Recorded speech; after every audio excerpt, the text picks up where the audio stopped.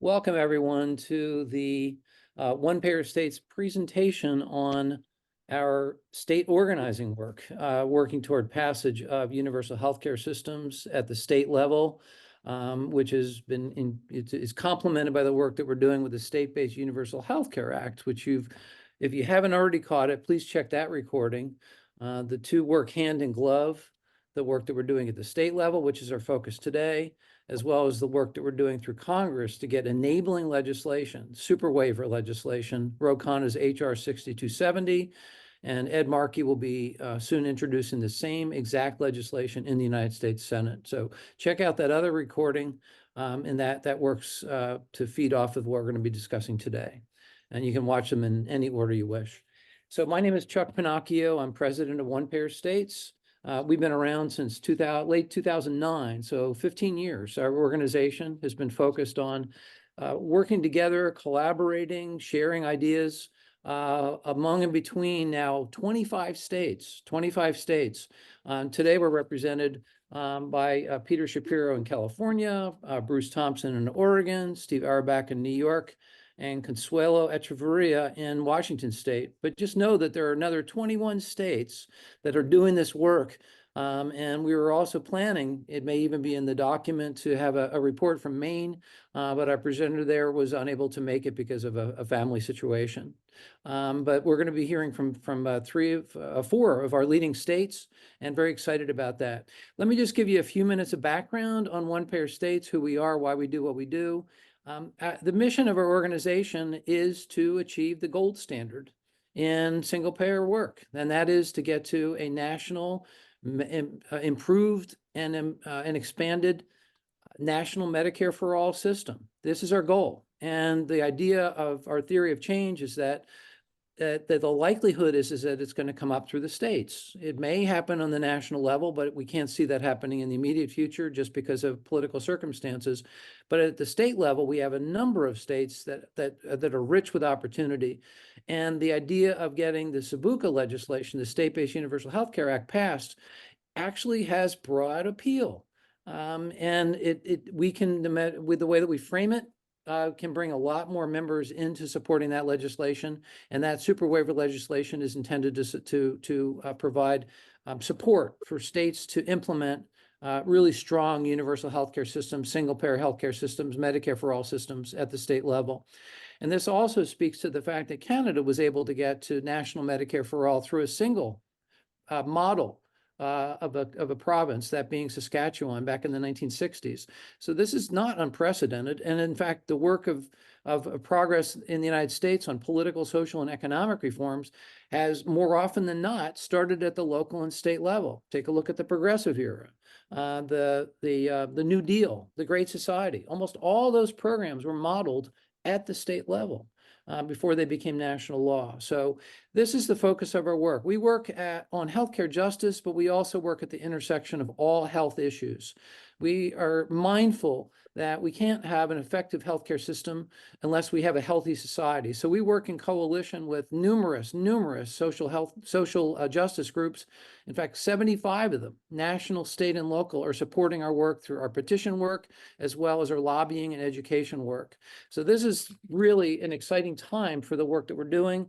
And let me just say that, so as we fight for an improved and expanded Medicare for all plan that works for all residents of our nation, we should really look to support these state initiatives. And that's what we're asking you to do today, to go to onepayerstates.org, onepayerstates.org. Check out the work we're doing. Consider supporting us, joining us. We're always looking for volunteers, financial support. We have work groups that focus on policy, education and advocacy, communications, as well as development and organization. So please consider joining our work. And this is a prime time to be thinking about moving forward again at the state level. And then we're really, really excited to have the presenters today with us. So first up to be presenting is Peter Shapiro from Oakland, California. Peter, tell us what's going on in the state of California and what folks there can be looking for, and folks around the country. Thank you so much, Peter. Well, I'd love to start off with some good news. Unfortunately, last week, actually it's last Thursday, AB 2200, which is our single payer bill, which cleared the Assembly Health Committee by a 9-4 vote with 3 abstentions back in late April. It was basically killed by the Assembly Appropriations Committee, despite the fact that the chair of the committee probably could have pushed it through if she really wanted to, has represented herself as a single payer supporter, and in fact has been a co-sponsor of past single payer bills. The reasoning behind this is that California is facing a big, now there are some that's in the offer for a lot of programs. And even though, we single payer advocates have argued that this would actually save the state money up to, as much as almost $500 billion over 10 years, according to a state funded study that came out a couple of years ago. Over time, the immediate financial impact of just simply launching the process would make some demands on the state budget, presumably, and that was all it took to kind of dampen any enthusiasm for the bill on the part of the legislature, at least the Appropriations Committee. I obviously don't share that, but I know that it's 10 times tougher when the state's facing a deficit and a lot of things are being cut to get anything through. The AB 2200 is actually, this is the third effort in about 5 or 6 years that we've had. We had SB 562, which actually made it through the Senate and probably would have made it through the State Assembly back in, I guess, 2017, was it? But the Speaker of the Assembly, presumably because he didn't want to embarrass Governor Jerry Brown, who would have had to veto it, pretty much did not allow it to come before the Assembly. He claimed, well, there's no financing language in it.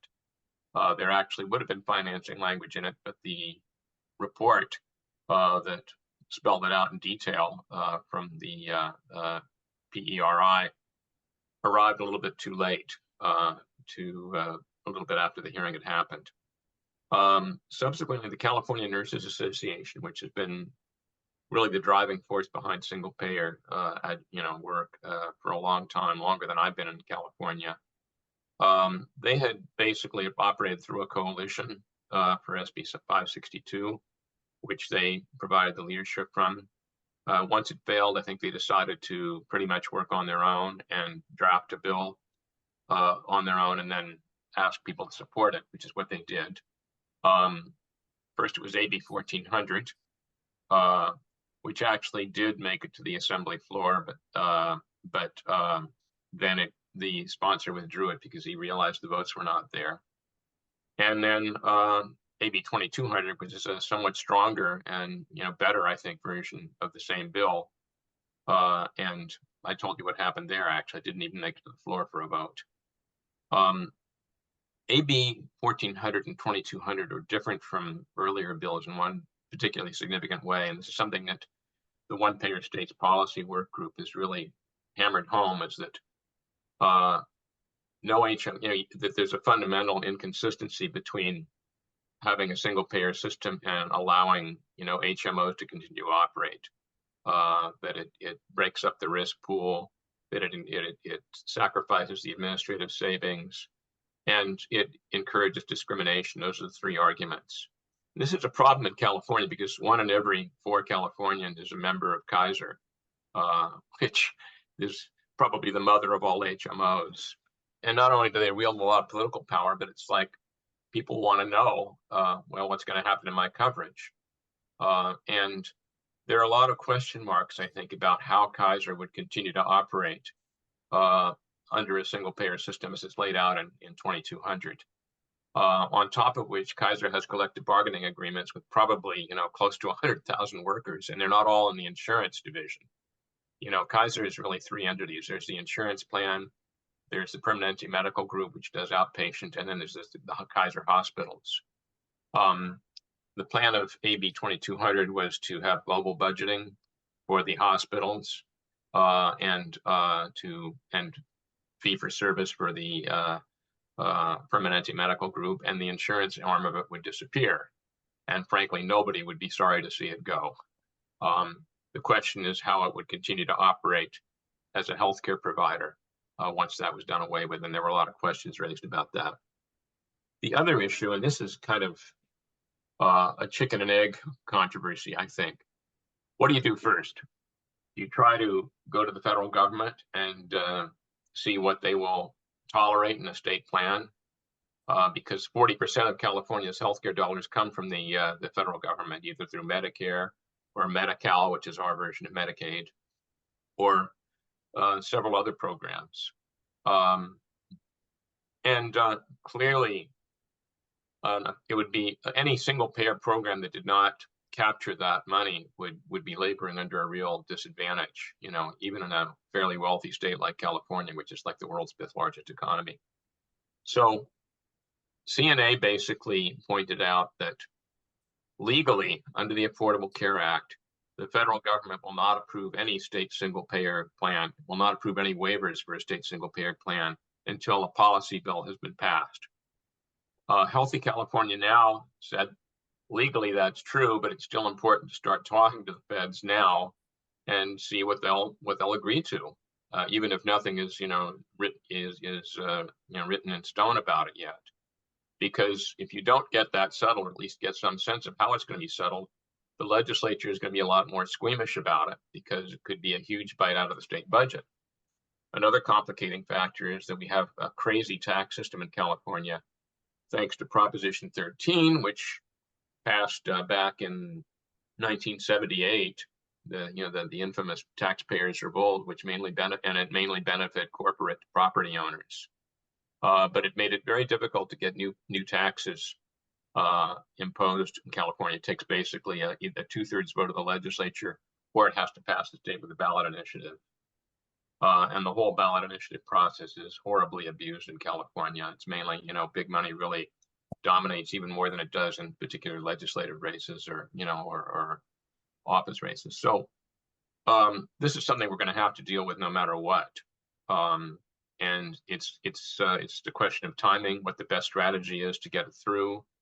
And I should mention also that Healthy California Now basically adopted a strategy based on the findings of a commission that was appointed by the governor and the legislature several years ago, called the Healthy California for All Commission, which was supposed to investigate how to implement what they call unified financing, which it may be a polite way of saying single payer, or it may be a devious way of saying single payer or something else which masquerades as it.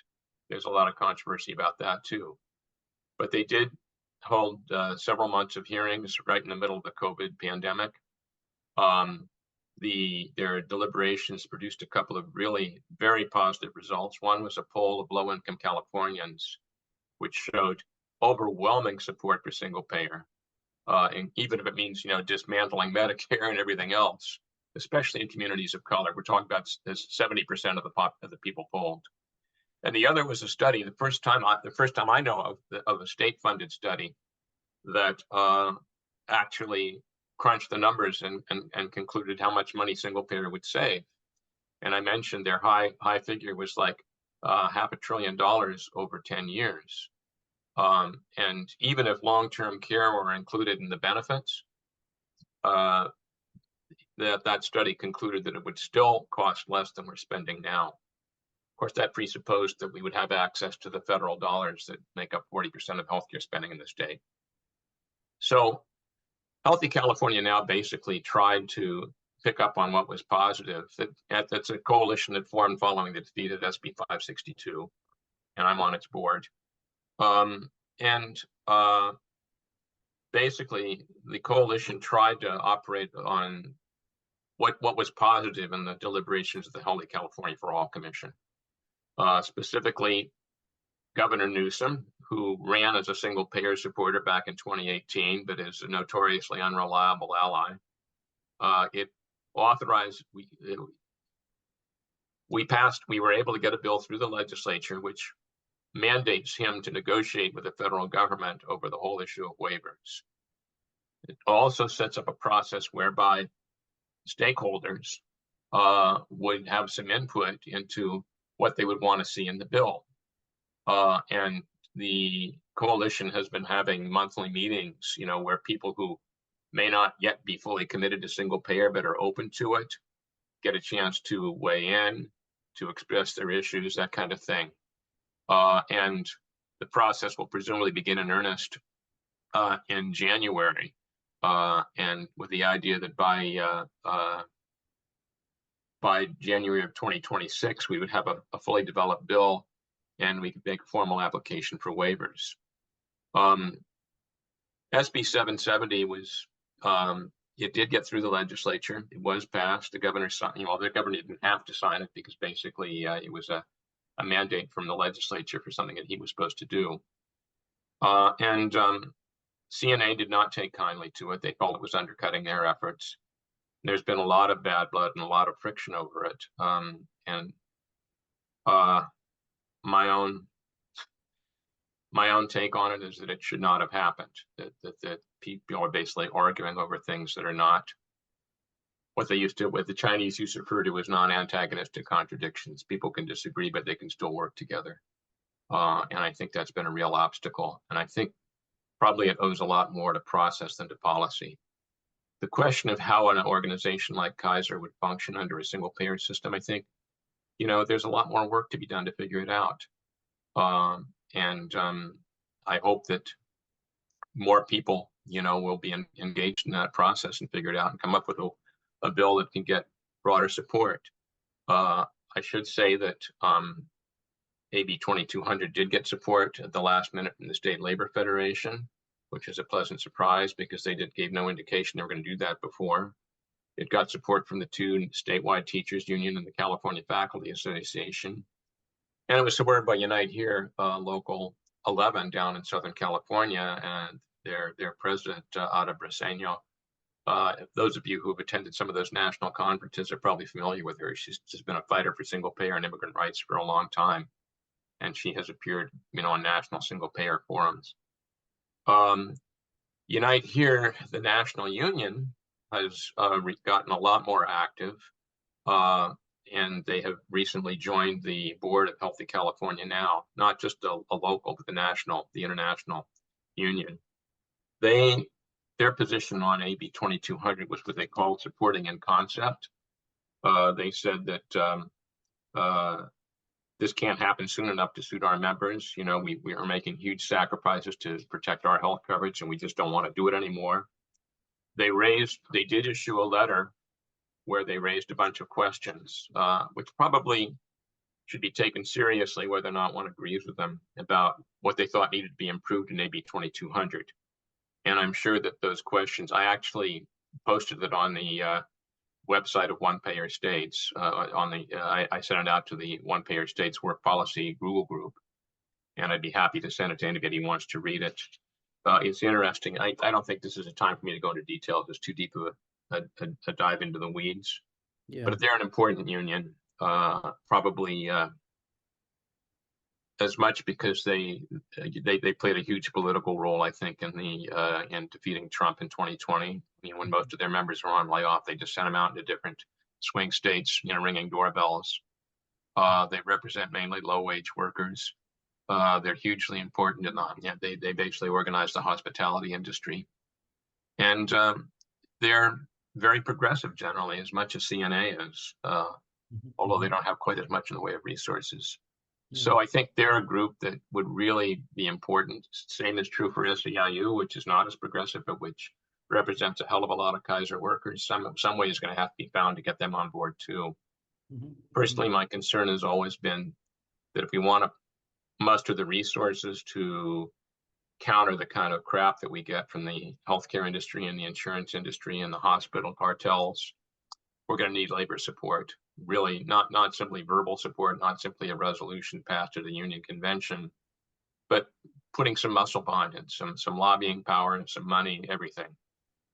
Well, thank you for your frank report. Appreciate it, Peter. Next up is Steve Auerbach, Dr. Stephen Auerbach from New York, and he'll lay out for us what's happening in the Empire State. Steve? Hi. So yes, welcome from the Empire State.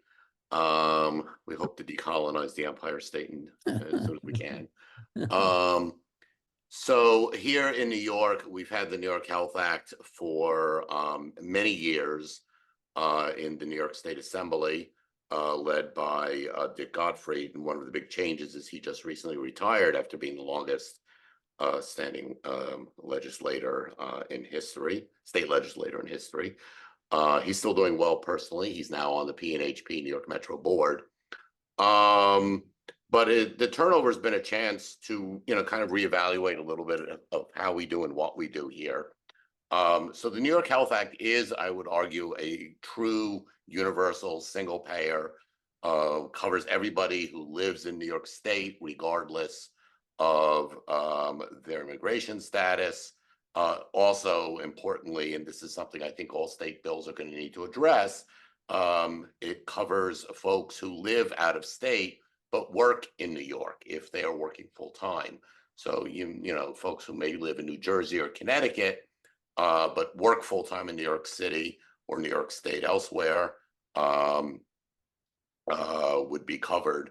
And of course, if folks are living in New York, they're covered. If they are living in another state, working in New York, they're covered. And flip side, if they are living in New York and working in another state, they're also covered.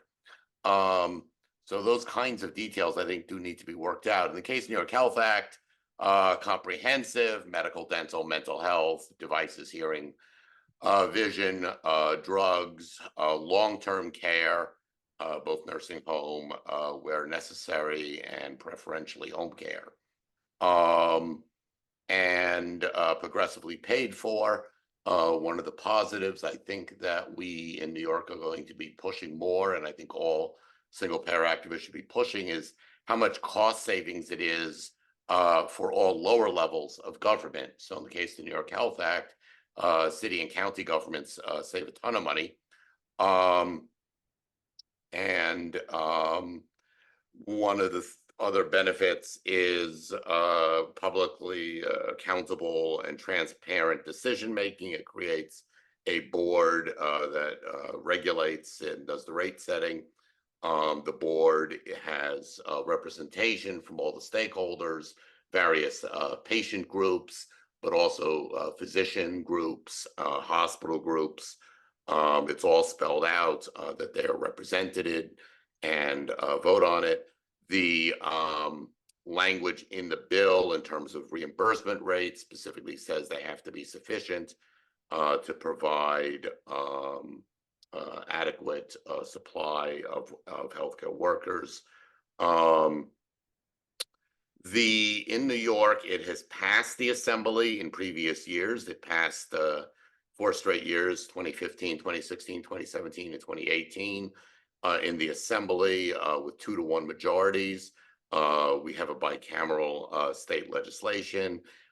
Frankly, the only reason it was allowed to be voted on and the reason it passed with such overwhelming majorities in the Assembly is at the time the Senate was de facto controlled by Republicans, and so it was known that it would never come to a vote.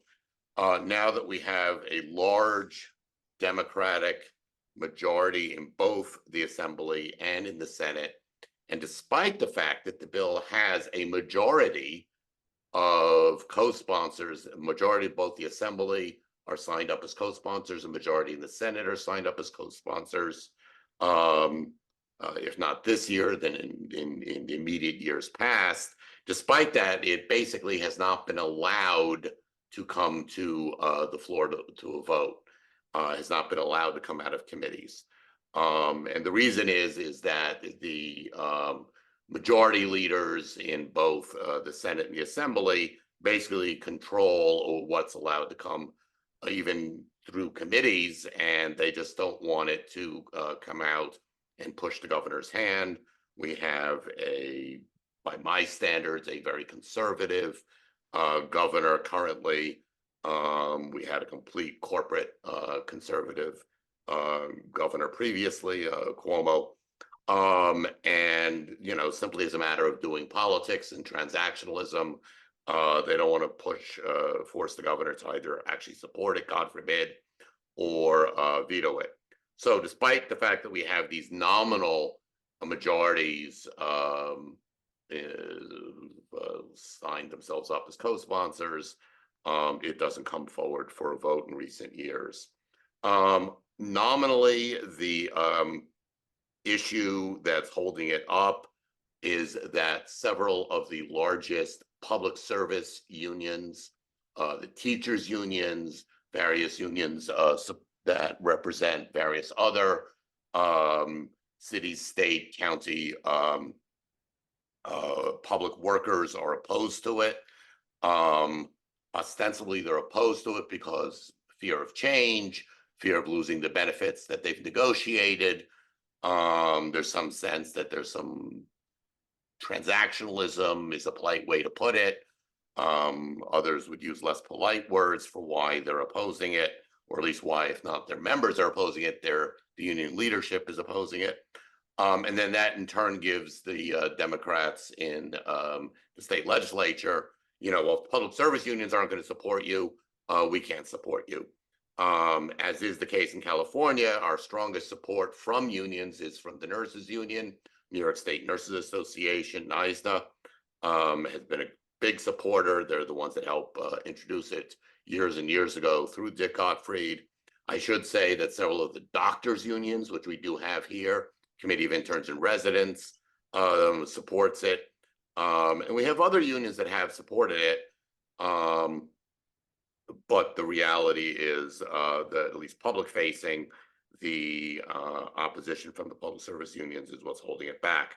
The good news is that we have been successful enough that we have a corporate dark money group opposing us.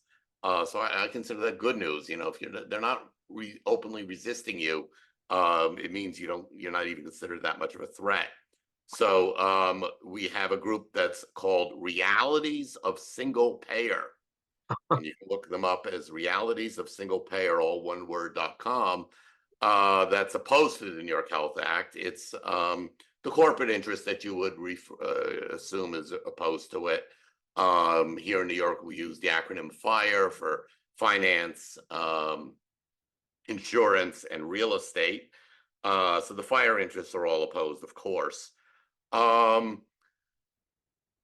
I do think there are some legitimate questions that either needed to be answered and have been just in recent years, and that I think other states need to look to as well as they move forward with state-based single-payer bills. There is that issue of state adjacency and having people who live in your state but work outside of the state.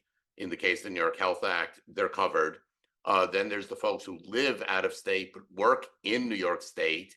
And again, we've clarified that if they work full-time, defined as over 32 hours per week, then they're covered.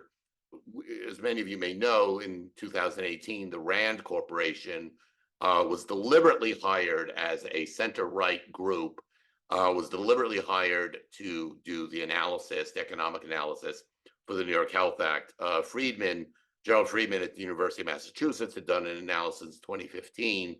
But it was challenged as, oh, well, that's a lefty advocate.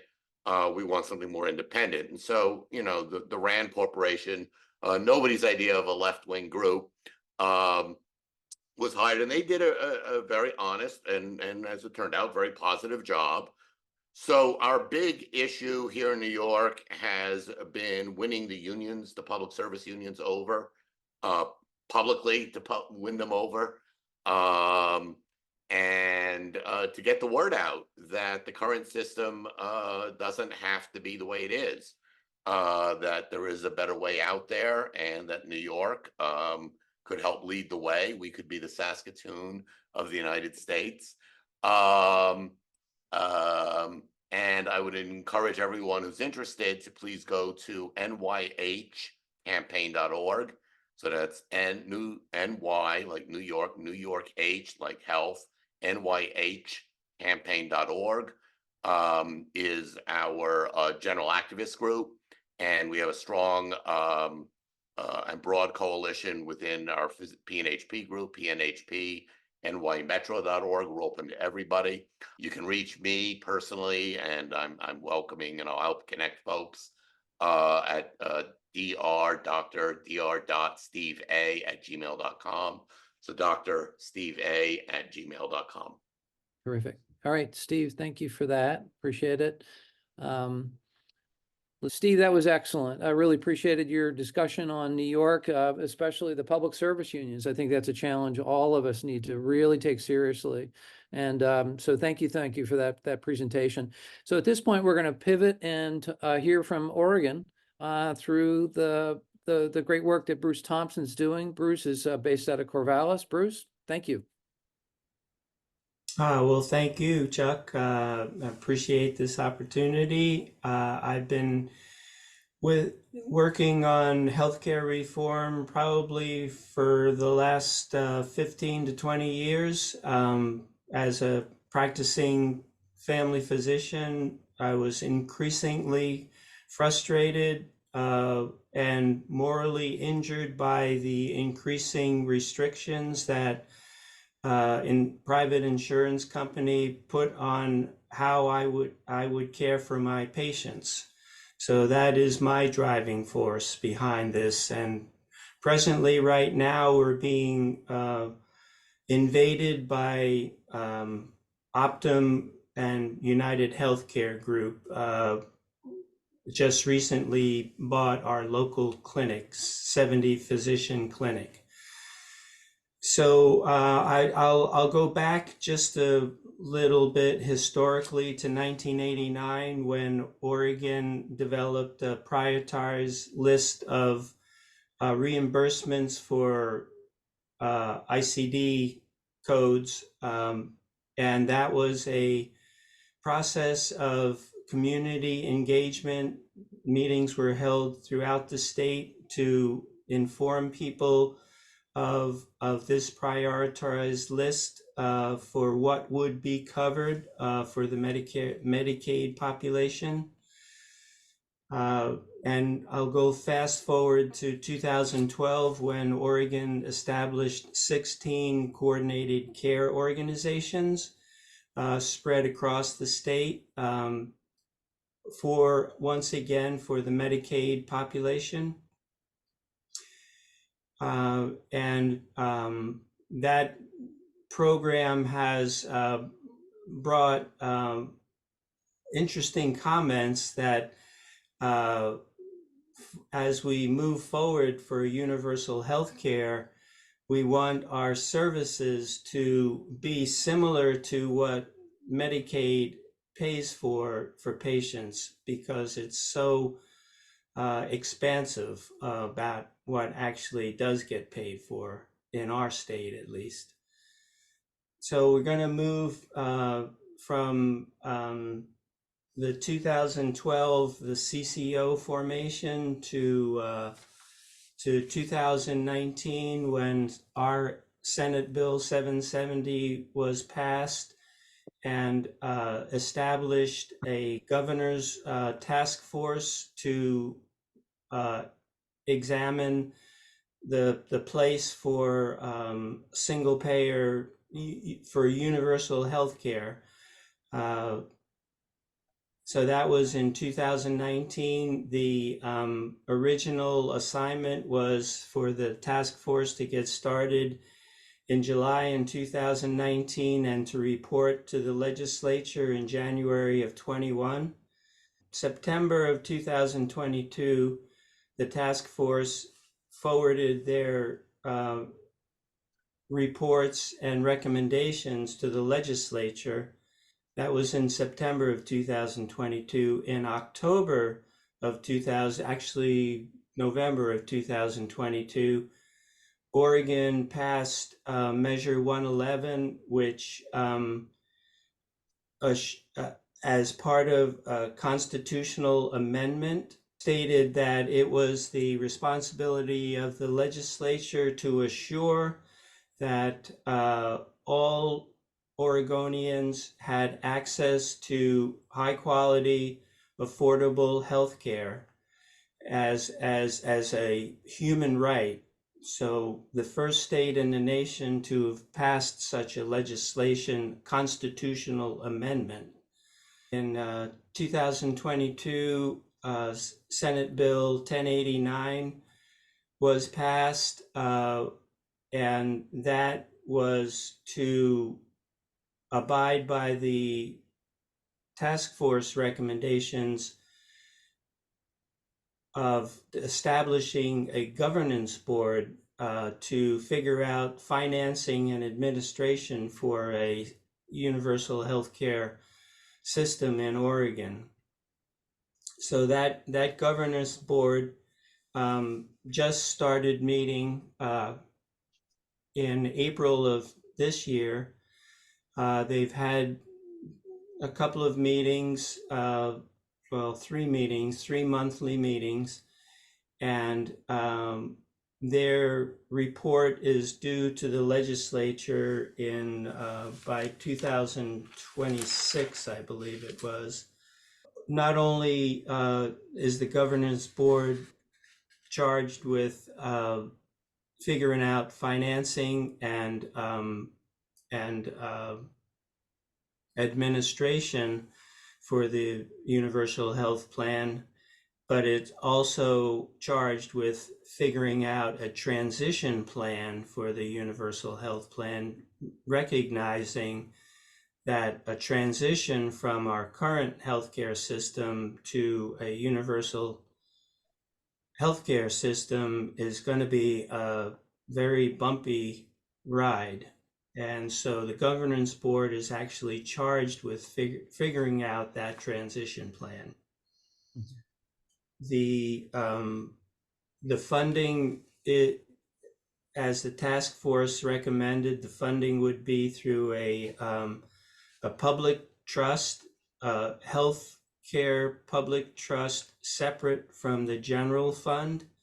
As far as coverage, yes, all people who lived in Oregon, regardless of immigration status, would be covered. People who live in Oregon, work in Washington would be covered. People who live in Washington and live and work in Oregon a certain number of hours would also be covered, similar to what Steve was talking about. So that is where we are at the present time, in short order, Okay. as promised. Yeah, terrific, Bruce. Appreciate the brief presentation. All these states, California, New York, Oregon, so far, very inspirational. Consuelo Echevarria from Seattle, Washington. Consuelo, who's a new board member with One Payer States. We're grateful to have you with us, and would love to hear your report. Thanks so much again, Bruce and Consuelo. You're up. Hi, thank you so much. So just 2 seconds about me. I'm an artist. I lived overseas for many years in a country that had universal health care. When I moved to the United States in 2010 to take care of my mother with dementia, it didn't even occur to me after 22 years of living in a country where health care was covered that I needed private insurance. And it wasn't until I went to graduate school to get a master's in public health that I was asked, oh, do I want insurance? And I was like, oh, that's right, insurance. So that's a little bit of background on me. I want to talk a little bit about something that's happening in Washington State that not very many people are talking about, a little bit of a landscape analysis that just kind of sets the stage. Since 2017, through a federal waiver, just so happens, our healthcare authority, Washington State Healthcare Authority, has been moving 90% of all of their contracts into value-based purchasing contracts, meaning everything from rural healthcare to our public option, which is called Cascade Plans, to the teachers and the Public Employee Benefits Board, PEB and SEB, to our poor folk, which is Medicaid. They've had the goal to push all of these programs into value-based purchasing contracts with ACOs and MCOs.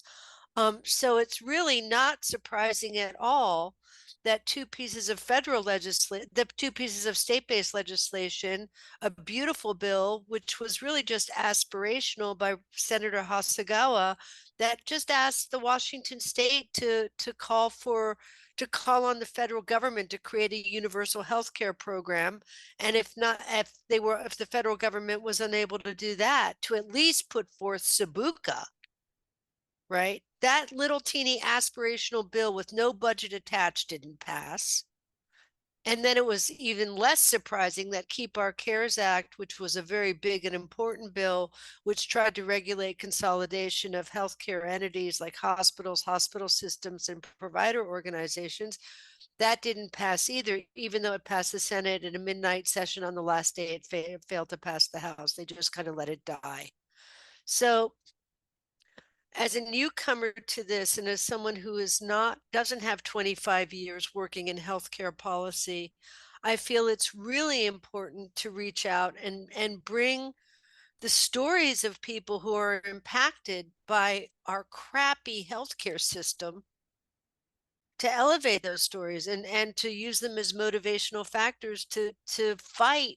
You know, if Levi's and Budweiser can tell a story in 30 seconds that brings you to tears to make you buy their products, that's what we're fighting.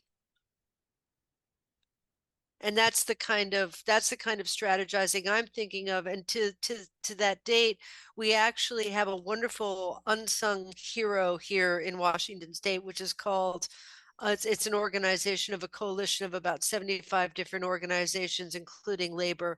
Healthcare as a Human Right is the name of it. And we actually put on a first rally for universal healthcare in March 6th, where we had labor and the teachers union, the nurses union, health care advocates, lawyers, Senator Hasagawa, another senator, Senator Kuderer, actually come and speak. And it was the first time in Washington State that these organizations actually got to see each other all together on a stage. And I think that those kind of events, while they might not have a lot of legislative impact, they do work to activate the landscape.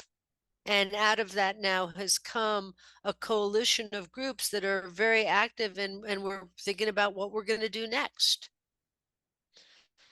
So I think that that's it from me. Excellent, excellent. Consuelo, appreciate that very much. And yeah, this is very powerful work that you're all doing. Reports today from California. Thank you, Peter. Steve Auerbach from New York. Thank you, Steve.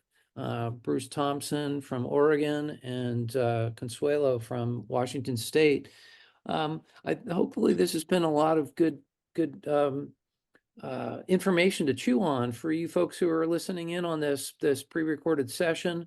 And can folks contact you as well, Cello? Where's a good place? Oh, absolutely. It's Consuelo, CONSUELO at hcfawa.org. And Bruce, how can people reach you? mchuntington@gmail.com, MCHUNTINGTON, mchuntington@gmail.com to learn more about what's happening in Oregon, to connect with Bruce if you have a question specifically for him. And Steve's left his contact info, Peter's left his, and you can reach me as well at cpennacchio@gmail.com, or just go to our website, onepayerstates.org, to learn more, to help, to learn, and to share. This is a group effort. You know, we're all in this fight together. We all want to get healthcare for every single American, every single resident, every single person within the United States, and catch up to the rest of the world. This is shameful that we're not there yet, but this is the fight that we're taking every day, every way, building organization, working with legislators here in Washington, D.C., back in state capitals and across the states, our consortium of 25 states. So thank you to our friends at Healthcare Now for putting on this conference, this Medicare for All Strategy Conference. Really appreciate that, and all of our partners in the fight. We're going to win.